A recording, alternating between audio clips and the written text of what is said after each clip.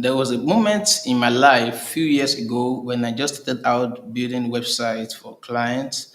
At this moment, I was very desperate to get clients because I didn't have much money on me. So what did I do? I sent message to clients. I think I was in a group, in an e-commerce group. I sent DM to their WhatsApp, offering to build website for them. I don't know. Maybe I asked them. Maybe I offer to build it for free, or I give a very ridiculous price, like 10 to 30K. I'm not so sure right now.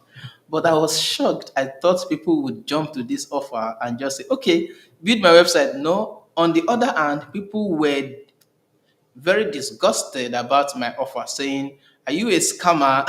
Are you trying to scam me?"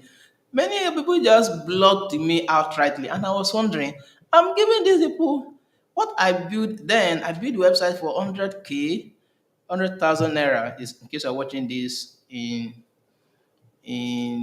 outside Nigeria. 100,000 naira, I think 100 naira was, I mean, a dollar was 100 naira at that moment, which is still very cheap. All right, 100K was still very cheap, but I was now giving a very ridiculous offer. So people were very disgusted at the offer. They thought I was trying to scam them. All right, they thought I was trying to just collect their money, and I was very sad. I'm giving these people a very cheap offer, and yet I still could not sell them. That's when I realized that um, people don't really care that you charge low. They don't really care that you are charging very low price, especially when they know the value of the offer they're trying to buy from you. You see, when people comfortably buy your offer at the price you charge them without them pushing back, it means one thing: you are not charging enough. Your price is still very low. You need to charge a price that will make an average buyer of your offer push back and say, no, this is too expensive. That is when you have that feedback that, yeah, I think I'm charging now at the rate I should be charging.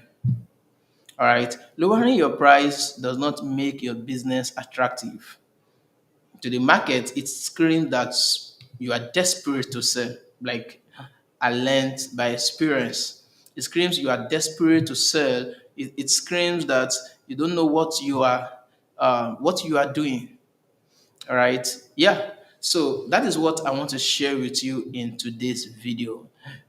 You're welcome back to today's video. In today's video, I want to expose this dangerous belief. This dangerous belief keeps many entrepreneurs broke, and the belief is that if I charge less, I'll get more clients. I've gone through that stage. I've realized that it's not always true. Is not true most times.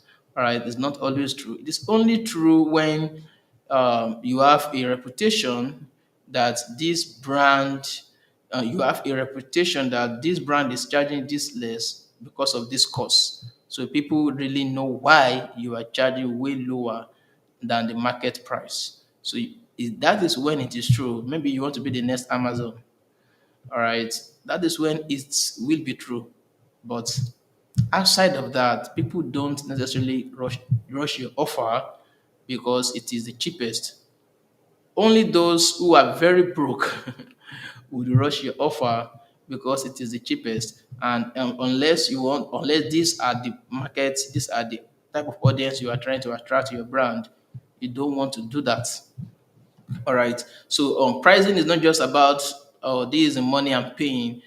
Many times pricing also it signals the value people are getting for your offer. So if people see that your price is ridiculously low, is very low, um, what comes to their mind? They think his service may not be that good. Maybe he's offering very low price because he's not confident of his service. You're not giving the very result that I want. And the clients you want to serve, the people you want to serve, are the people who have the big money to pay you.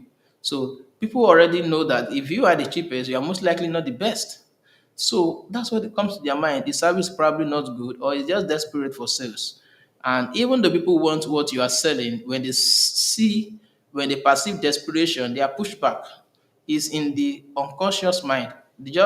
They may consciously want to buy, but the unconscious mind will pull them back from buying because they can sense that you are desperate, you really want this money. So their gods may tell them, maybe you're a scammer, maybe you just want to collect money, maybe all you are about is the money and you will not do the work they want to give to you. You will not do it to their satisfaction. It's the money that you want.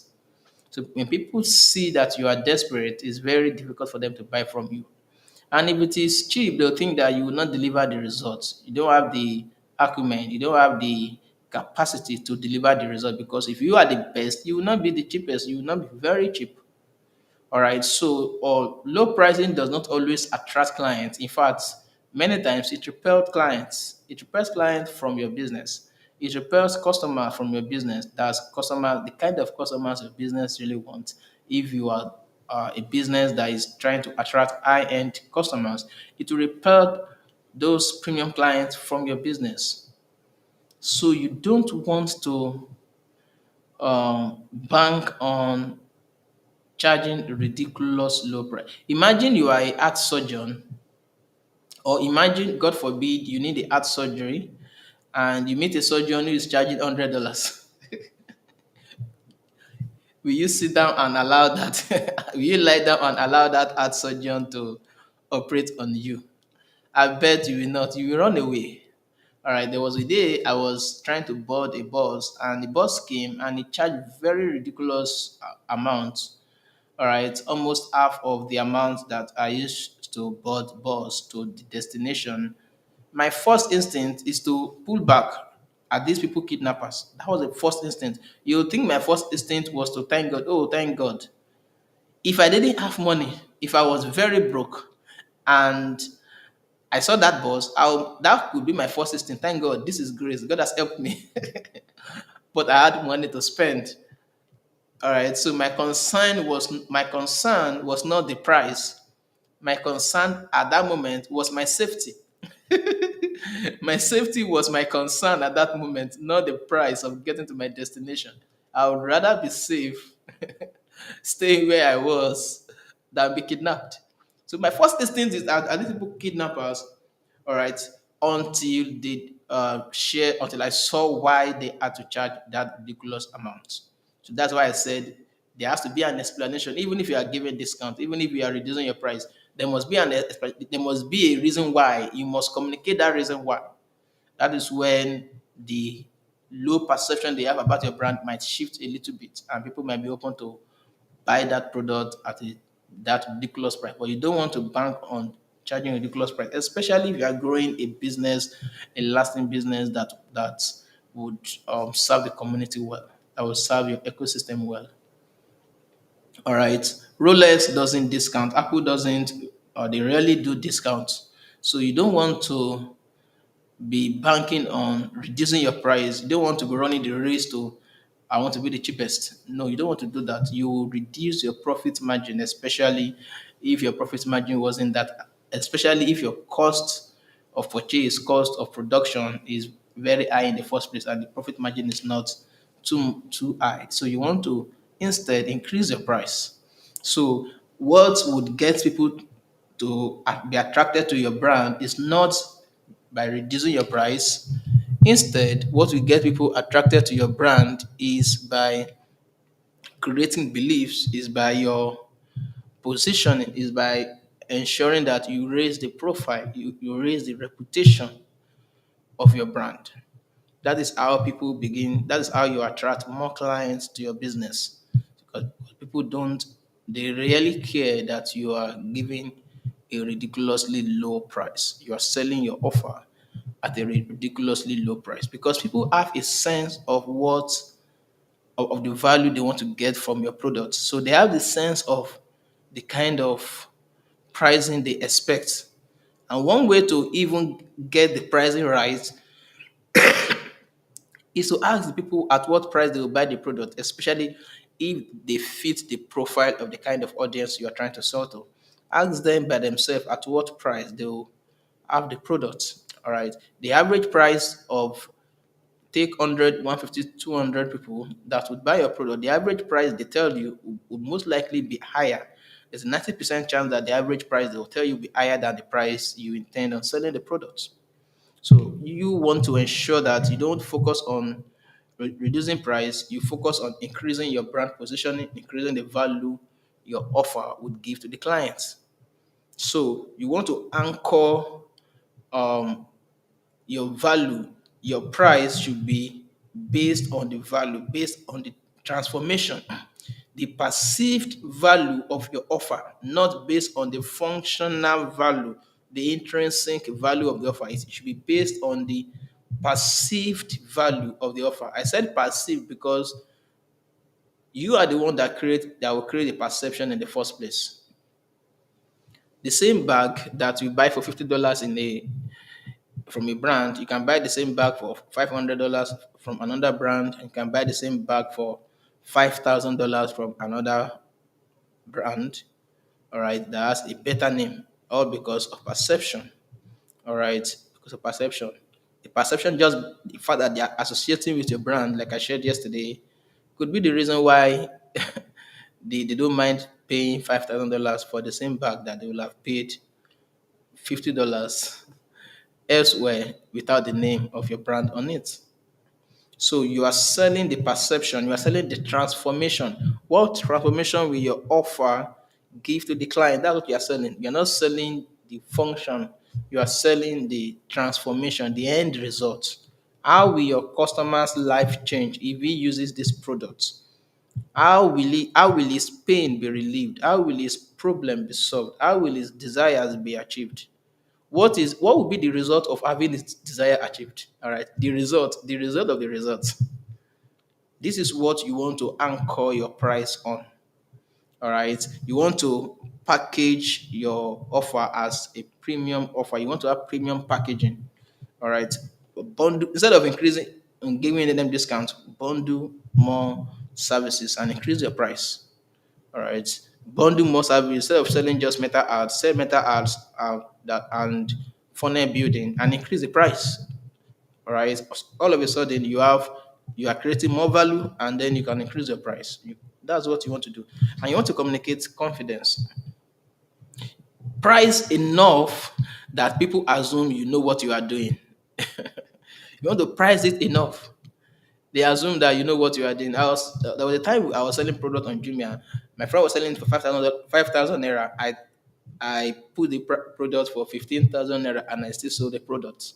But people just assume that if the price is high, the stuff must be of high quality. The stuff must be the original product. That's what rich people do think many times. So you want to price it high enough that people think, and you are communicating confidence in the way you are pricing it very high enough.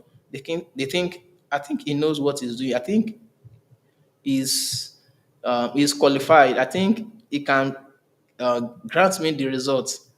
That's how scammers scam people to anyway in the negative because they're very confident. All right. You can communicate belief. Your belief can reinforce people's doubt. All right. So the one who believes more in the sales in the negotiation process always win. If you can reinforce belief, if you can not just be braggadocious, all right. If you can communicate absolute belief in your offer, people would begin to believe that your offer would grant them the transformation you say it will grant them. And of course, you want to find the kind of audience that can buy your offer at the high price you are selling to. All right, it's not just about increasing the price. If you increase the price to a broke audience, they will still not buy. They will still not buy. So many times the problem is not your offer. Many times the problem is not the communication, the presentation of your offer. Many times the problem is the kind of audience you are selling to. You cannot be selling high-end products to a broke audience. They will not buy. Many times, all you need to do is just to shift to another audience, and you will see great transformation. Great, you will acquire so much sales. Your brand will be able to scale just by changing the audience you are selling to. The same website you are building for Nigerian audience, maybe at 500K, 300K, 1 million, 2 million. The same website you can build it for audience in international market, $2,000, $3,000, all because you just change the audience. So you need to learn how to change audience. That's why some employers they want to employ people from from countries that with cheap labor, because they just think that if they employ people from their own country, they are going to pay more. So they want to employ from Nigeria, from Pakistan, from these countries with cheap labor. Why? Because they too they have the sense that if you change your audience, then you'll be able to change the offer. You'll be able to um, if you change the audience, then your offer will be able to you'll be able to take advantage of the offer, and people would the pricing will be bought at the offer will be bought at any pricing of your choice of your choosing. So that's what you want to do. Then you want to position yourself through storytelling. I shared once that belief is created by people's experience, is created by the story people tell themselves, and the story comes from the experience they have about themselves or the experience other people have about themselves that they've told them. So information and experience create stories. Stories create beliefs. So you want to tell a superior story about your brand that we um, break the limiting beliefs people have about themselves, about your brand, about your products, about other external factors. You want to tell the story of your mission. You want to tell the story of your vision, the story of how you are changing the world. So you want to position your price as part of a bigger mission. I have a client, a fashion brand client that suddenly increased our price. I rebuilt our website, the price increased significantly. But what we are selling is not just the product anymore. I am um, helping our manage our email list. What we are selling is the mission, all right, the mission behind the brand. Why we have to increase our prices? Why this thing? If people know the effort you put into creating your product, if they know the unique mechanism, if they know the mission, how you're trying to change the world with the product, they probably would not mind the price increasing, even if they were not going to like it in the first place. When they hear the mission, the story behind how how this product came about, and this the mission you are trying to work with, the vision you are trying to achieve, they wouldn't mind you increasing your price, and they would in fact become evangelists of your brand. So these are the things you want to do. You don't want to rely, except you want to be the cheapest. That's the only thing. That's the only reason why you should be trying to reduce your price, only if you want to be the cheapest. If you are the second cheapest, you will not have much there's no much advantage in reducing your price. Now if you are not even the second cheapest, you are just averagely cheap, there's no advantage to that. So that is the lesson that I want to share with you in today's video. If you enjoyed today's video, all you have to do is to show your support by subscribing to this video, YouTube, follow me on in LinkedIn, on Facebook, on Instagram, on TikTok. Yeah. And then if you want to work with me, you want me to help you scale your business revenue through email list management, meta ads, or maybe you want me to help you redesign your website, you want to have a website redesign strategy, all you have to do is to apply to work with us on pmi.ng/waitlist. No, on pmi.ng. Go to the homepage, apply to work with us, and schedule a 45-minute session with us. And if you want to learn how to run meta ads and how to create email marketing campaigns for clients or for your own business, then I'm releasing two premium courses: email marketing secrets and meta ad secret. These two premium courses will be released once we hit 7,000 subscribers in our waitlist. All you have to do is to go to pmi.ng/waitlist. That's where you'll be able to join the waitlist. pmi.ng/waitlist. Of course, the link is in the SR above, or if you're watching on YouTube, it's in the description below. So go ahead, register for the waitlist, and if you want to work with us, apply schedule a session, a 45-minute session, and be able to discuss and see how discuss your business needs and see whether we are a fit for you or whether you are a fit for us. If you love this video, once again, share this video within your network. I'll see you again tomorrow.